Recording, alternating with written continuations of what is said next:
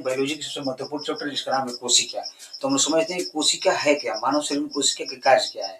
हम बिल्कुल इससे आसान भाषा में आपको समझाने की कोशिश करेंगे। जिस तरह से आप लोग कोई फिल्म बचपन में देखते होंगे तो वो जीवन भर नहीं भूल पाते हैं, बस उसी तरह से ये क्लास है, एक बार देखिएगा तो भूल नहीं पाइएगा। तो चलिए स्टार्ट करें। देखिए, कोशिका का इंग्लिश नेम होता है सेल, और इसका देखिए टेक्निकल नाम होता है साइटो। तो जब भी आप बायोलॉजी में कोशिका को पढ़िएगा तो सेल नहीं, सेल इसका इंग्लिश नाम होता है, इसे पढ़िएगा साइटो। इसका टेक्निकल नाम साइटो होता है। साइटो का अध्ययन कीजिएगा तो हो जाएगा साइटोलॉजी। अब आइए यहाँ पर, कोशिका की खोज सबसे पहले किसने किया था? तो रॉबर्ट हुक नामक वैज्ञानिक ने कोशिका का खोज किया था। इन्होंने निर्जीव कोशिका को, मरी हुई कोशिका को देखकर बताया था माइक्रोस्कोप सहायता से। अब ये देखिए, जीवित कोशिका की खोज किसने किया? जीवित कोशिका की खोज एंटोनियो वान लीeuwenhoek नामक वैज्ञानिक ने किया था। इन्होंने जीवित कोशिका को बताया था। अब वो अलग मैटर है कि इन्होंने मरी हुई कोशिका को खोजा था या जीवित, लेकिन सबसे पहले रॉबर्ट हुक नामक वैज्ञानिक ने ही कोशिका का खोज किया था। अब देखिए, स्लाइडेन और स्वान नामक दो वैज्ञानिक है। इन्होंने बताया कि हमारा पूरा शरीर सब कोशिकाओं से मिलकर बना हुआ है। तो कोशिका का सिद्धांत किसने किया था? स्लाइडेन और स्वान नामक वैज्ञानिक ने दिया था। अब देखिए, होता है कि पूरी छोटी कोशिका और बड़ी कोशिका, तो इसमें दो तरह क्वेश्चन होता है। एक ऑल ओवर वर्ल्ड में पूरी बड़ी कोशिका और छोटी कोशिका होती है, और एक मानव में होती है सबसे बड़ी कोशिका और छोटी कोशिका। तो देखिए, हम कुछ समझते हैं कि दुनिया में सबसे छोटी कोशिका क्या कहलाती है। दुनिया में सबसे छोटी कोशिका तो माइक्रोप्लाज्मा कोशिका, ये अनसेलुलर होता है। और दुनिया में सबसे बड़ी कोशिका बोलेगा तो शुतुरमुर्ग का अंडा होता है। चलिए यहाँ से देखिए, अब मानव में सबसे छोटी कोशिका बोल देगा तो मेल का स्पर्म यानी मेल का शुक्राणु होता है। अब मानव में सबसे बड़ी कोशिका बोल देगा तो फीमेल के ओवम यानी अंडाणु होता है, फीमेल का अंडाणु होता है। अब एक होता है लंबाई में, मानव में सबसे लंबी कोशिका लेंथ में। तो देखिए, बड़ा और लंबा में बहुत सारे लोग अंतर नहीं कर पाते हैं। देखिए, लाल किला बहुत बड़ा है और कुतुब मीनार बहुत लंबा है, तो बड़ा और लंबा में अंतर होता है। तो देखिए, सबसे लंबी कोशिका तो न्यूरॉन यानी मस्तिष्क न्यूरॉन की कोशिका होती है, सबसे लंबी कोशिका होती है। विभाजन रहित कोशिका, न्यूरॉन को विभाजन रहित कोशिका भी कहा जाता है। और समझते हैं, देखिए कोशिका विभाजन होता क्या है। देखिए, कोशिका विभाजन का मतलब कि एक कोशिका थी और टूटकर दो कोशिका निर्माण कर रही, तो पुनः निर्माण होगी। तो दो कोशिका, जैसे यहाँ समझिए, यहाँ की एक कोशिका मर गई तो बगल की कोशिका विभाजन कर जाएगी। तो देखिए, एक से दो हो गया, एक मरी हुई जगह पर रख लेगा, एक वो अपने पास रख लेगा, तो कोशिका की क्षतिपूर्ति हो सकता है। तो देखिए, विभाजन रहित कोशिका, न्यूरॉन में कोशिका विभाजन नहीं होता है। और एक होता है, देखिए सबसे तेज विभाजन, सबसे तेज विभाजन कहाँ होता है? तो लीवर में होता है। लीवर को यहाँ से काट दीजिएगा ना, तो ये अपने आप ठीक हो सकता है। लेकिन जो न्यूरॉन विभाजन रहित कोशिका होते हैं, ये ठीक होने वाला नहीं है। देखिए, यहाँ मारिएगा तो चलेगा, और थोड़ा मारिएगा तो चमड़ा फूटेगा, और हड़ाए जाकर मार दीजिएगा तो पूरा हड्डी फूट जाएगा, और हुमस दीजिएगा ना तो न्यूरॉन ब्रेन में चला गया, वो ठीक होने वाला नहीं है, और डिलीट हो जाइएगा। रिसाइकलिंग भी नहीं मिलेंगे, क्योंकि इसमें सेल डिवीजन होता नहीं है। तो पुलिस इसलिए बोलती है कि बबुआ तो हेमलेट पहन, क्योंकि इसमें कोशिका विभाजन नहीं होती है। तो इसमें कोशिका विभाजन नहीं होती है। सबसे तेज विभाजन लीवर में। यहाँ अब समझ गए आप लोग। अब चलिए चालू करते हैं कोशिका के मेन अध्ययन को, कैसे बनते हैं। ईंट जोड़िएगा तो बन जाएगा दीवार, और दीवार जोड़िएगा तो बन जाएगा कमरा, और कमरा को सिस्टमेटिक तरीके से सजा दीजिएगा ना तो बन जाएगा घर। तो उसी प्रकार हमारा ह्यूमन बॉडी देखिए कैसे निर्माण होता है। कोशिका जोड़िएगा बन जाएगा ऊतक यानी टिश्यू, और ऊतक जोड़ दीजिएगा तो बन जाएगा अंग, और अंग जोड़ दीजिएगा तो बन जाएगा पूरा शरीर। ये कोशिका, तो इस चैप्टर को स्क्रीनशॉट इसका ले लीजिए, फिर हम इसी पार्ट में फिर अलग हम बता रहे हैं। तो चलिए शुरू करते हैं। आज कोशिका के पार्ट्स के बारे में समझते हैं, यानी कोशिका के अंगों के बारे में समझते हैं। तो सबसे पहले शुरू कर देते हैं कोशिका झिल्ली। इसका इंग्लिश नेम होता है सेल मेम्ब्रेन, और इसका अन्य नाम होता है प्लाज्मा झिल्ली। ये इसकी विशेषता पहले समझते हैं। देखिए, ये पादप एवं जंतु दोनों में पाया जाता है। तो पहले ये प्रोटीन का बना होता है, तो इसको समझते हैं कि पादप जंतु। देखिए, जंतु में जैसे हम लोग आ गए, घोड़ा, बकरी, गाय, ये सब आ गए जो चल फिर सकते हैं, और जो केवल एक स्थान पर खड़े होकर केवल ऐसे डोल सकते हैं, यानी पेड़ पौधे जो पादप में आते हैं। ये देखिए, ये कोशिका झिल्ली जो बनाया गया है, ये देखिए, ये कोशिका झिल्ली जो बनाया गया है, इसी झिल्ली के अंदर सारे कोशिका के अंग रहते हैं। जैसे माइटोकॉन्ड्रिया हो गया, लाइसोसोम हो गया, गोल्गी बॉडी हो गया, न्यूक्लियस हो गया, सभी कोशिका अंग इसी अंग में रहते हैं। तो जैसे गौर कीजिए, आप लोग कहीं गए होंगे, दुकान पर सामान खरीद रहे हैं, तो आप कोई बोलिए कि 2 रुपये टमाटर दीजिए, लहसुन दीजिए, प्याज दीजिए, 10 रुपये का मरचा दीजिए, तो दुकानदार क्या एक झिल्ली में दे देगा। और उसी में कोई भारी सामान ले लीजिएगा ना तो डबल झिल्ली लगा लगा, ये देखे होंगे आप जरूर। तो डबल झिल्ली किसमें होती है? तो ये कोशिका भित्ति में होती है, यानी सेल वॉल में होती है। ये कहाँ पाया जाता है? तो ओनली प्लांट यानी पेड़ पौधे में केवल पाया जाता है। ये सेल्यूलोज का बना होता है। देखिए ये सेल्यूलोज, देखिए इसी झिल्ली के बाहर कोशिका झिल्ली के बाहरी जो आकृति हम बना रहे हैं, इसी झिल्ली के बाहर ये पाया जाता है कोशिका भित्ति। ये कोशिका भित्ति से क्या होता है? ये पेड़ पौधे अपने शरीर की रक्षा करते हैं। जैसे हम लोग क्या करते हैं, हम लोग शरीर की रक्षा के लिए कपड़ा पहनते हैं। जानवर, कुछ जानवर होते हैं बालों से अपनी रक्षा कर लेते हैं। तो पेड़ पौधे के अपने शरीर की रक्षा कैसे? तो कोशिका भित्ति से करते हैं। यही जो फिगर हम बनाए हुए इसी भित्ति से करते हैं। चलिए फिर से रिपीट कर देते हैं आपको कि देखिए कोशिका झिल्ली किसमें पाया जाता है? तो जंतु और पेड़ पौधे दोनों पाए जाते हैं। कोशिका भित्ति किसमें पाया जाता है? तो केवल पेड़ पौधे में पाया जाता है। तो ये आप लोग इसका स्क्रीनशॉट ले लीजिए, फिर हम इसी अन्य कोशिकाओं के पार्ट को समझाते हैं। तो चलिए देखते हैं माइटोकॉन्ड्रिया के बारे में समझते हैं कि देखिए माइटोकॉन्ड्रिया क्या है। तो माइटोकॉन्ड्रिया का हिंदी होता है सूत्रकणिका। इसकी खोजकर्ता पूछता है तो अल्टमैन नामक वैज्ञानिक ने किया था। तो देखिए माइटोकॉन्ड्रिया को मैं यहाँ पर लिख दिए हैं आप लोग समझाने के लिए। देखिए माइटोकॉन्ड्रिया क्या है। जब हम सांस लेते हैं तो हमारा हीमोग्लोबिन ऑक्सीजन को ले जाकर कोशिका के अंदर देता है, और कोशिका क्या करता है? ऑक्सीजन माइटोकॉन्ड्रिया को दे देता है। तो ऑक्सीजन माइटोकॉन्ड्रिया में क्या करता है? तो एक चेन रिएक्शन करता है, मतलब साइकिल चलाता है। तो वही चेन रिएक्शन करता है। तब तो इस चेन रिएक्शन का कार्य कौन करता है? तो क्रेब्स नामक वैज्ञानिक ने खोजा था। जो चेन रिएक्शन का खोजकर्ता माने जाते हैं, क्रेब्स नामक वैज्ञानिक ने किया था। तो क्वेश्चन पूछता है कि कोशिका के अंदर ऊर्जा का काम कौन करता है? तो माइटोकॉन्ड्रिया करता है। कोशिका के अंदर क्वेश्चन पूछता है कोशिका के अंदर श्वसन का कार्य कौन करता है? तो माइटोकॉन्ड्रिया करता है। और क्वेश्चन देखिए पड़ता है, क्रेब्स नामक वैज्ञानिक ने किया था, और इसके और फलस्वरूप 38 एटीपी का निर्माण होता है। 38 एटीपी मिलकर ग्लूकोज बनाते हैं, और यही ग्लूकोज हमें ऊर्जा या पावर देते हैं। तो क्वेश्चन पूछता है कि माइटोकॉन्ड्रिया क्या कहा जाता है? तो mitochondria power house of cell कहा जाता है, मन कोशिका ऊर्जा गृह कहा जाता है। शक्ति गृह कह देगा तो माइटोकॉन्ड्रिया कहा जाता है। पावर हाउस कह देगा तो माइटोकॉन्ड्रिया कहा जाता है। एक बात बताइए, अब और क्वेश्चन पूछता है कि माइटोकॉन्ड्रिया की आंतरिक दीवार किसकी बनी होती है? तो माइटोकॉन्ड्रिया की आंतरिक दीवार को क्या कहा जाता है? क्रिस्टी कहा जाता है। मतलब माइटोकॉन्ड्रिया की आंतरिक दीवार किसकी बनी थी? क्रिस्टी की बनी होती है। और एक बात बताइए, हम हमारे हाथ में भी कोशिका है, पैर में भी है, जीभ में भी कोशिका है, मतलब हर जगह कोशिका है कि, और हर जगह माइटोकॉन्ड्रिया रहेगा। अब जैसे हमारे जीभ की कोशिका है तो माइटोकॉन्ड्रिया की सहायता से ऊर्जा बना रही है, तो हमारा जीभ काम कर रहा है। तो बताइए हम 1 घंटा पढ़ा दिए तो हमारा जीभ ऐसे चलते चलते चलते चलते पूरा ही थक जाएगा, तो अभी चलना ही बंद कर देगा, क्योंकि माइटोकॉन्ड्रिया ऊर्जा बना रहा था, अब ये थक गया। तो एक आदमी जो चाहिए ना कि पूरी ऊर्जा को पूरा मेंटेन करे। तो देखिए एक बात बताइए, पैर हमारा इतना बड़ा है तो कोशिकाएं ज्यादा होगी, ऊर्जा भी ज्यादा होगा। तो एक आदमी चाहिए ना कि भाई पूरी ऊर्जा खखोर कर लेकर आए यहाँ जीव तक, कि भाई जीव को ज्यादा जरूरत है, इसको ला कर दे दो।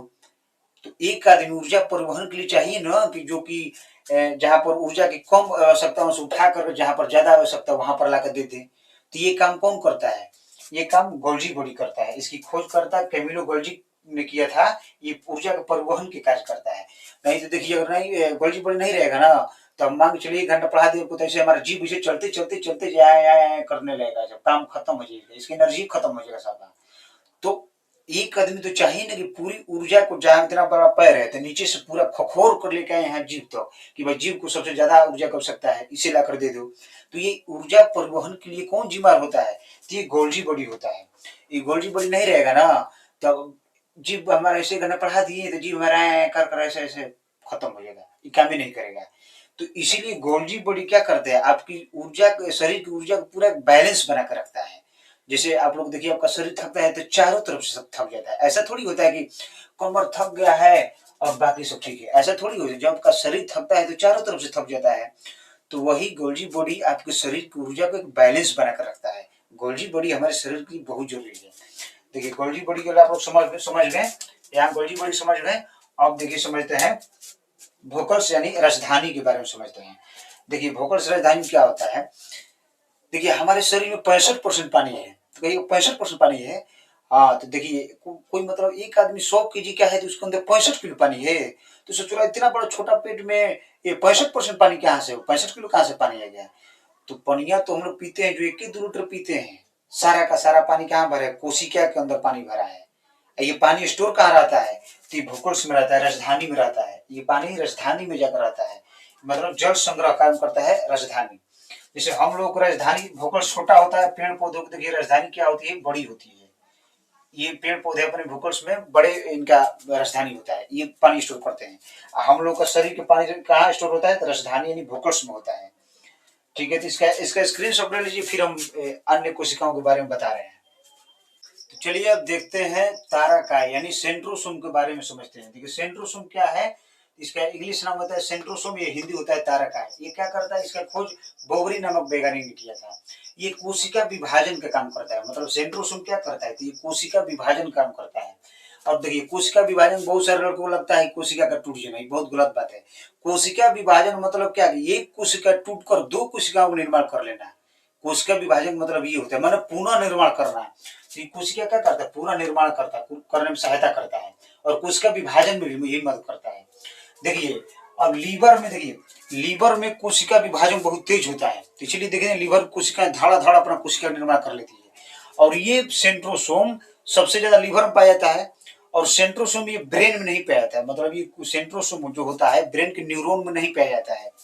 तो आपको तो देखिए ये न्यूरॉन में नहीं पाया जाता है, और सबसे ज्यादा लीवर में पाया जाता है। देखिए अगर अनकंट्रोलेबल सेल कोशिका देखिए हमारे शरीर में किसी भी जगह अगर अनकंट्रोलेबल कोशिका विभाजन हो जाएगा तो वही होता है कैंसर। कैंसर की बीमारी नहीं है, uncontrollable cell division in any part of my body is called that cancer. अगर हमारे शरीर में किसी भी अंग में अनकंट्रोलेबल कोशिका विभाजन हो जाएगा तो वही होता है कैंसर। तो आप तो बोलिए कि ब्रेन में तो सेंट्रोसोम होता नहीं है, कोशिका विभाजन होता ही नहीं, तो कैंसर कैसे हो जाता है। तो देखिए ब्रेन में 90% न्यूरॉन पाया जाता है, न्यूरॉन पाया जाता है जिसमें कोशिका विभाजन नहीं होता है। इसी में 10% ग्लियल सेल पाया जाता है, जिसमें उस ग्लियल सेल में ये 10 ये सेंट्रोसोम मौजूद होते हैं। देखिए इस ग्लियल सेल में ये सेंट्रोसोम मौजूद होते हैं, और ये क्या करते हैं, सेंट्रोसोम ग्लियल सेल में अनकंट्रोलेबल कोशिकाओं के विभाजन कर देते हैं। कोशिका विभाजन कर देते हैं तो उससे क्या होता है कि वो कैंसर हो जाता है, और सोचो दिमाग पूरा लेकर के बैठ जाता है, माने ब्रेन ट्यूमर, ब्रेन कैंसर बोलते हैं, ब्रेन कैंसर हो जाता है। क्योंकि देखिए इसमें 90% में ब्रेन में न्यूरॉन पाया जाता है, 10% ग्लियल सेल पाया जाता है। इस 10% ग्लियल सेल में सेंट्रोसोम पाया जाता है, और ये सेंट्रोसोम ग्लियल सेल में क्या करता है, कोशिका विभाजन अनकंट्रोल कर देता है। ये अनकंट्रोल कर देता है तो क्या करता है, पूरा मस्तिष्क ब्रेन लेकर बैठ जाता है, कैंसर होता है, ब्रेन ट्यूमर हो जाता है। ये हो गया। देखिए अब इसको समझ लिया, अब देखिए समझते हैं अंतःपरत जालिका। अंतःपरत जालिका को समझते हैं। देखिए इसे इंग्लिश में कहते हैं इंडोप्लाज्मिक रेटिकुलम। तो देखिए ये दो प्रकार का होता है। देखिए एक होता है स्मूथ इंडोप्लाज्मा रेटिकुलम, और एक होता है रफ इंडोप्लाज्मा रेटिकुलम। इसे शॉर्ट में ईआर कहते हैं। देखिए ये क्या करता है, अंतःपरत जालिका क्या करता है, एक आंतरिक कंकाल की तरह काम करता है। जैसे देखोगे आपके घर में कोई पिलर खंभा लगाया जाता है ना घर में, उसी तरह ये कोशिका के अंदर एक पिलर का काम करता है। ये अंतःपरत जालिका जो इंडोप्लाज्मा रेटिकुलम है, ये कोशिका के अंदर एक पिलर की तरह काम करता है। अगर नहीं रहेगा ना ये, तो कोशिका पचक कर मर जाएगी। तो ये देखिए आंतरिक कंकाल एवं आंतरिक सहायता प्रदान करता है। देखिए दो प्रकार होते हैं इसमें। स्मूथ इंडोप्लाज्मा रेटिकुलम क्या करता है, ये देखिए वसा का निर्माण करता है, यानी तेल चर्बी का निर्माण करता है। और रफ इंडोप्लाज्मा रेटिकुलम जो है प्रोटीन का निर्माण करता है। रफ इंडोप्लाज्मा रेटिकुलम ये प्रोटीन का निर्माण करता है। स्मूथ इंडोप्लाज्मा रेटिकुलम ये वसा का निर्माण करता है। तो देखिए ये दो प्रकार का होता है। तो देखिए ये रफ वाला, रफ कैसे हुआ, जो खुदरा है ये खुदरा कैसे हुआ। देखिए ये खुदरा इसलिए हुआ कि इस पर देखिए ऑलरेडी राइबोसोम पाए गए हैं, इस पर ऑलरेडी राइबोसोम पाए गए हैं, इसीलिए रफ हो गया। ये क्या करता है, रफ वाला प्रोटीन का निर्माण करेगा, और ये जो स्मूथ वाला चिकना भाग है ये वसा का निर्माण करता है। तो दोनों का यही कार्य है। तो चलिए इसका एक स्क्रीनशॉट लीजिए, फिर हम अन्य कोशिकाओं के बारे में समझा रहे हैं। तो चलिए अब चलते हैं न्यूक्लियस यानी केंद्रक के बारे में समझते हैं क्या है केंद्रक। देखिए केंद्रक इसका हिंदी नाम है, इंग्लिश होता है, इंग्लिश में से न्यूक्लियस कहा जाता है। इसकी खोज रॉबर्ट ब्राउन नामक वैज्ञानिक ने किया था। ये देखिए ब्रेन ऑफ सेल कंट्रोलर भी कहा जाता है इसे, इसे ब्रेन ऑफ सेल कंट्रोलर भी कहा जाता है। इसमें देखिए क्रोमोसोम, डीएनए, आरएनए सब पाए जाते हैं।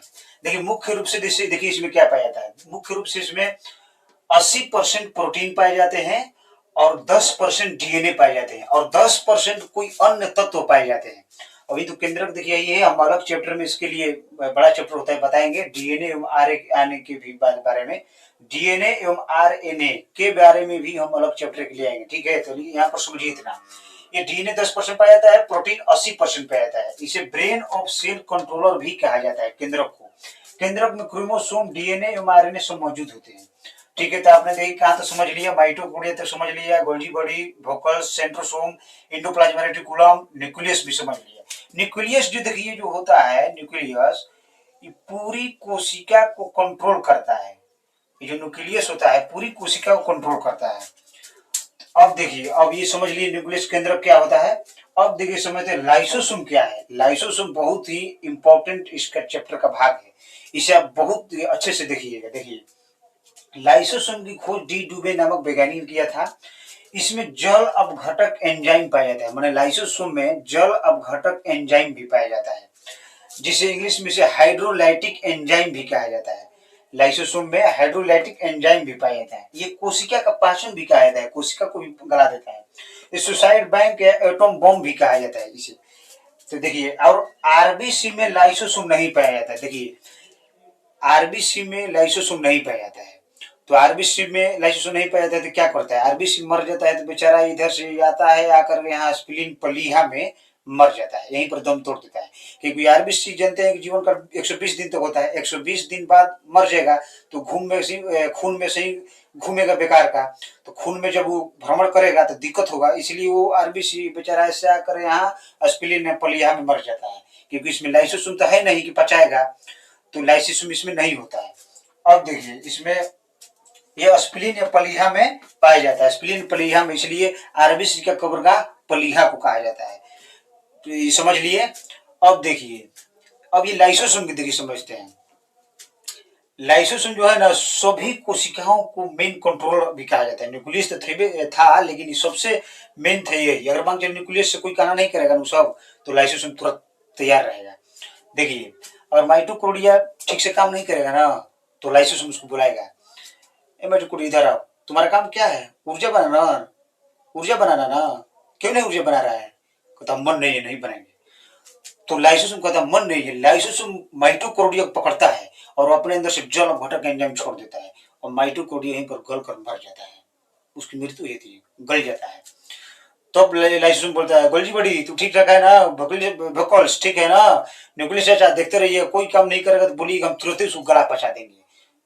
लाइसोसोम बहुत खतरनाक होता है, तुरंत गला पचा देता है। कोशिका को इसीलिए पाचन भी कहा जाता है, कोशिका के देखिए पाचन भी कहा जाता है। लाइसोसोम देखिए होना बहुत जरूरी है।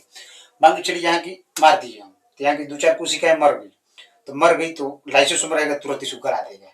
तो लाइसोसोम जरूरी है, नहीं तो कोशिकाएं मर गई है तो अपने पड़े रहेगी तो गलाए कौन। तो जो भी कोशिका मर जाएगी तो लाइसोसोम क्या करता है, उसको गला देता है। इसलिए लाइसोसोम बहुत जरूरी भी है हमारे शरीर के लिए। तो देखिए यहाँ से हो गया। अब देखिए क्या कर, कभी कभी सब कोशिकाएं, सारी कोशिकाएं काम करना बंद कर देती है, बोलती है माइटोकॉन्ड्रिया बोलता है हम नहीं करेंगे, वोकल्स बोलता है हम नहीं करेंगे, गोल्गी बॉडी बोलता है हम नहीं करेंगे, जाओ लाइसोसोम क्या करो लोग।